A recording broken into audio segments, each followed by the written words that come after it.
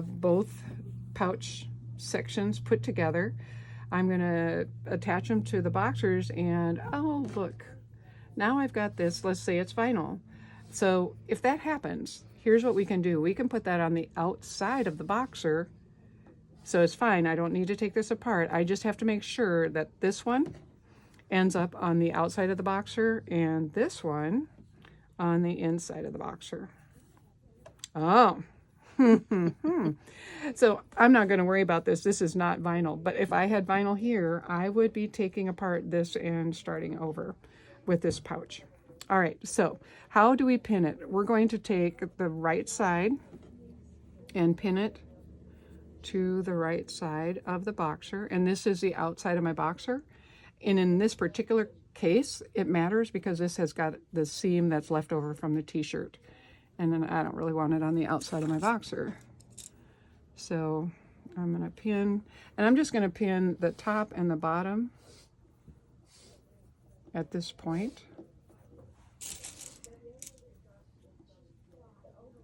The reason is I actually am going to be sandwiching this seam together between the two sets of pouches. So in case you're not quite getting the visual yet, this one will be the liner on the inside of the boxer. This one's going to be on the outside of the boxer. So now I'm putting my pins parallel so that I can leave them in while I serge past. And I don't know if you can see it in the video. I'm being very careful to get all 3 layers together, meeting up here at the edge.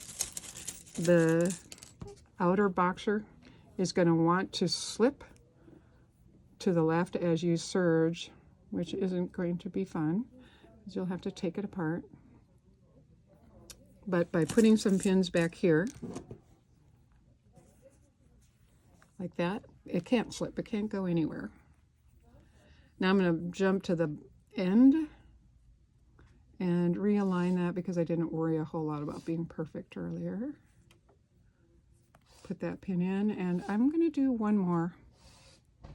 And you see how that's bubbling a little bit? Just, this is knit. You can get them aligned and just give it a stretch, smooth it out, and put a pin in there. If you notice it's more than just a little bit of a bubble like that, if it's a big bubble, then probably something has happened in the kit making and you've got a pouch piece that's meant for a different size. So just stop and grab a different kit. All right, so let's take this over to the serger. And I'm going to just move it up there where the blade, or where the needles are.